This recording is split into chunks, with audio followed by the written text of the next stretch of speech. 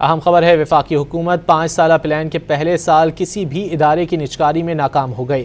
حکومتی پلان کے تحت پہلے مرحلے کے 1 سال میں 10 اداروں کی نجکاری کا انتخاب ہوا تھا۔ اہم خبر ہے، وفاقی حکومت 5 سالہ پلان کے پہلے سال کسی بھی ادارے کی نجکاری میں ناکام ہو گئی۔ مزید جانیں گے ڈان نیوز کے نمائندے طاہر شیرانی سے۔ طاہر، مزید کیا معلوم ہو سکا؟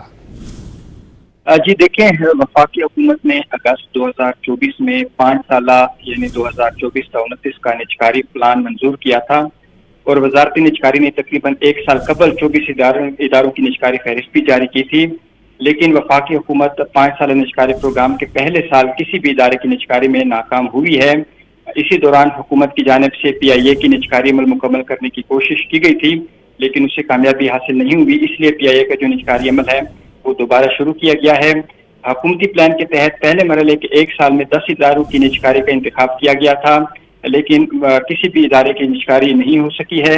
جو حکومتی 5 سالہ نجکاری پروگرام ہے، اس میں 24 اداروں کی نجکاری 3 مختلف مراحل میں ہونی ہے۔ پہلے مرحلے کے 1 سال میں 10 ادارے، دوسرے مرحلے کے 1 سے 3 سال میں 13 ادارے، اور تیسرے مرحلے میں 3 سے 5 سال میں 1 ادارے کی نجکاری کے لیے منتخب کیا گیا ہے۔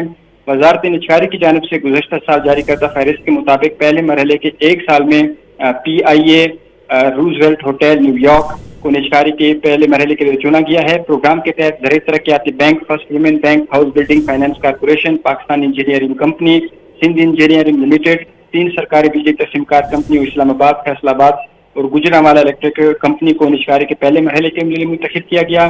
پروگرام کے تحت یوٹیلیٹی اسٹورز کارپوریشن کا نجکاری عمل دوسرے مرحلے میں مکمل کیا جائے گا۔ دوسرے مرحلے میں 6 سرکاری بجلی تقسیم کار کمپنیوں لاہور، ملتان، حیدرآباد، سکھر، پشاور اور ہزار الیکٹرک سپلائی کمپنی کو نجکاری کرنے کا پلان تیار کیا گیا ہے۔ جی طاہر، بہت شکریہ ان تفصیلات کے لیے۔